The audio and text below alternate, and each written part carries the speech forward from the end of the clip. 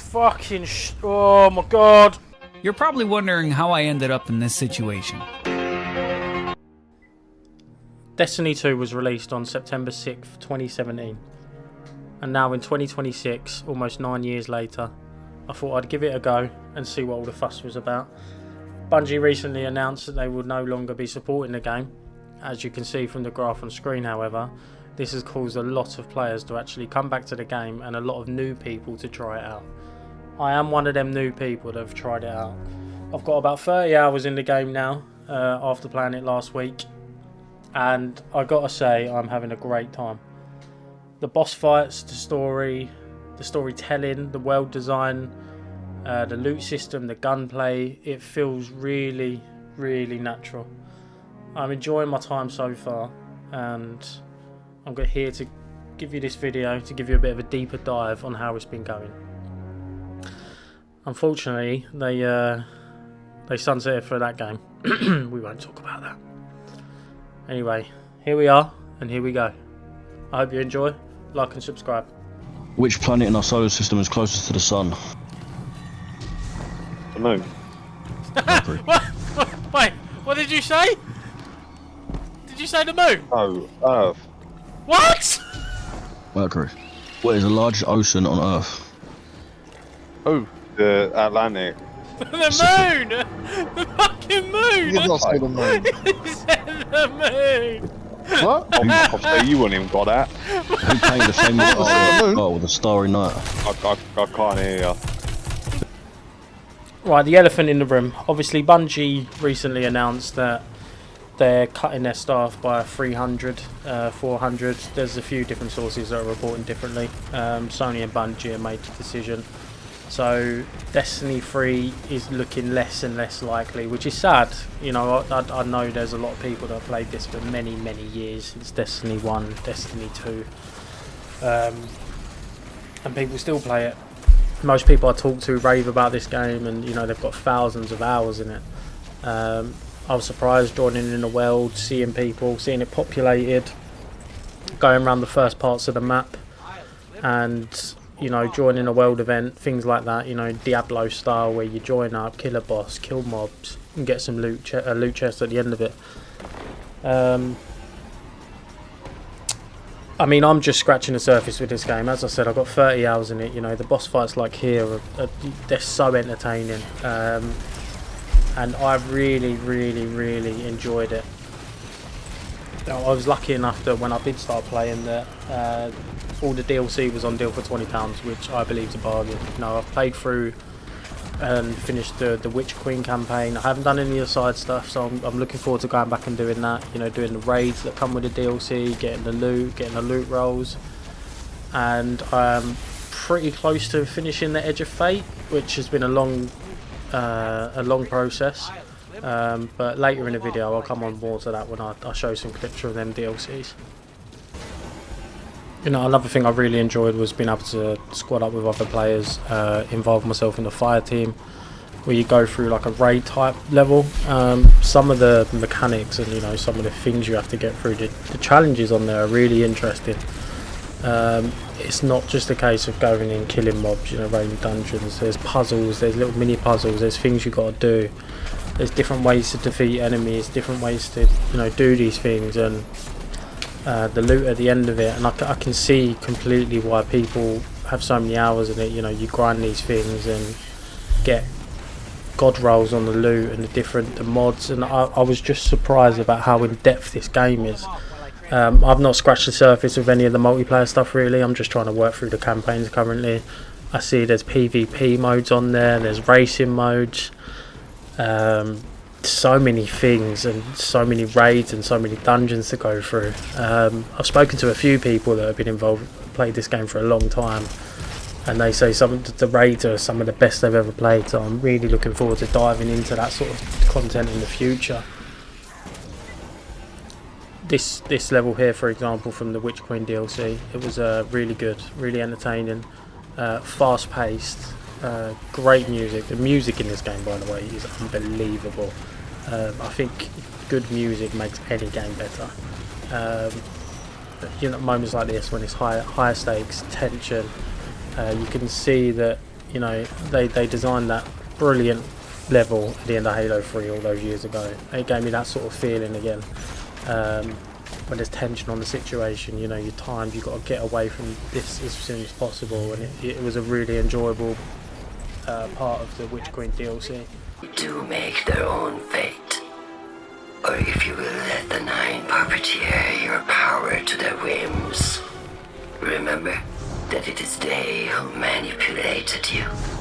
They who spent your lives so recklessly to save themselves. They who see you as something less than. All I am doing is all I have ever done. Improving a broken system. You may remain shielded. Or be drawn into a losing battle. Goodbye, Guardian. Guardian, drop everything you're doing. 90% The boys. Academy is experiencing criticality. If we don't halt Meltdown, it'll bury Right. not just the Ionians, but trigger the Singularity's expansion. It's all at risk. Guardian, lead us in. Let's go then! Come on! No black holes happening on my watch.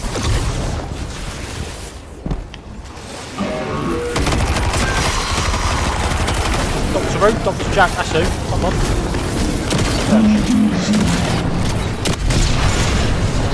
Just a clip that. I died. Doctor. That's fine. Oh, time. Fucking Guardian, timed. this is an emergency. The Ionian's energy reactor is on the verge of going supercritical. We Ah! need to shut it down, now. What do I do? Didn't y'all just fix this thing? Since the Guardian shut the Vex quarantine down, they're figuring out a way to get to the 9 without it. If this reactor melts down, it'll charcoal Kepler and wipe out anyone trying to hinder the Vex from controlling the Singularity. And no one will be alive to stop them. Find what caused this. Fucking hell. Oh mate, I don't know what to do. I'm actually fucking nervous. Fuck, where do I go? Okay.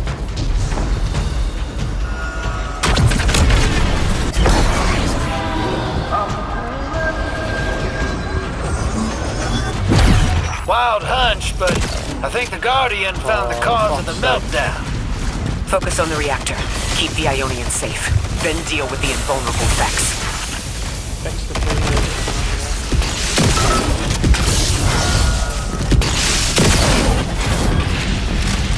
We don't have much time, Guardian. Fight Yeah, your see? way through and disable any power nodes you can find. Every energy plant has to have a supply of coolant on hand to submerge the core in an emergency. Sorry? You can find it, I'll route it Pretty back to bad the on that. reactor, hero. Go! No, I don't know actually. We need to Good get the point. Ionians Good break. evacuated. Hostas. This place goes Good nuclear. call. The temple, the Let's take a caldera, break for a everything bit. is squarely within the blast radius. They got money like that. The Ionians time are they the got? first to reach all. You know, this mission here is part of the Edge of Fate DLC. It's a mission called Criticality, and it is honestly one of the best missions I've ever played in any game. The last time I remember feeling like this, I mentioned it in the Witch Queen DLC, was Halo 3. That final mission, you know, it's a race. There's a timer up there, the music, the atmosphere, the tension, the fast pace. Each little part of the level, there's little challenges you have to you know, overcome, and the fact there's a timer and there's the music in the background, hordes of enemies, and all while that's going on, you have to find these disruptors to kill the little, you know, the big mob in the room to move on to the next part. All that put together it's honestly such a well designed level, and this whole DLC Edge of Fate has been a really well designed. The story is interesting.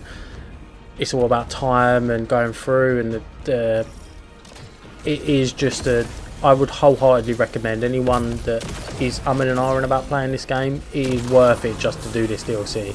I've still got a lot of DLCs to go, but this mission in particular is honestly fantastic.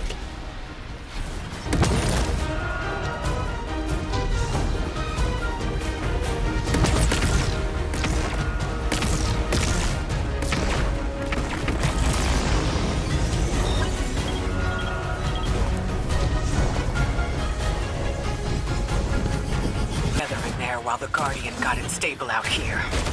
You always were a tough one. How many times did you die? As many as it took to finish the job. You got everything you need. Split that Hydra from the reactor. Then, let's finish the job.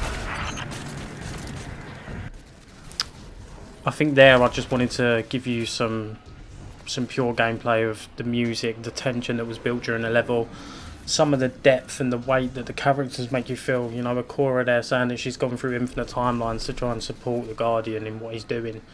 It really makes you feel like you're part of something, and it's a feeling I've not had in, especially a game like this, which is, it's kind of like an MMO, but the quest lines are so much better designed than a lot of common MMOs these days. The boss fights are again mechanically brilliant, technical. It forces you to use your brain and what you've got to do. It doesn't hold your hand. There's things you have to do, and it's not just a case of DPSing the boss until it's finished. You know, it requires thought, and it requires, you know, learning, which is definitely a really positive sign for any MMO, and especially a game like this. I am going to wrap the first video up here in the starting area. As you can see, it's a really beautiful, well-designed place. Just quickly on new player experience. It's very overwhelming at first. There's a lot of menus, there's a lot of vendors in the first area selling different things, and I still don't understand what half of them do. I am planning on making this a series where I can get to endgame, go raiding, maybe meet some other people, make content with other people, get through all the DLCs, and my first goal is get through all the DLCs and do all the campaigns, and see what I can do after that. There's so many different layers to this game. There's PvP, there's PvE, there's raids, there's dungeons, there's racing leagues, there's builds, subclasses, different classes you can create, go through it in different characters, doing the campaigns on legendary difficulty, which is really something I'm interested in. I would appreciate if, you know, any people that are, you know, played Destiny a long time, any tips you can comment down below. What's your favourite DLC as well? What would you recommend doing next? So far I've done the Witch Queen, I've nearly done with Edge of Fate, and I'm quite intrigued where to go after this. But as I say, at the moment I wholeheartedly recommend this to anyone new, maybe willing to jump in and give it a go. But yeah, as I said, I'll see you in the next one. I plan on releasing a part 2 within the next week or two, and yeah, like, subscribe, and please comment away. Thank you.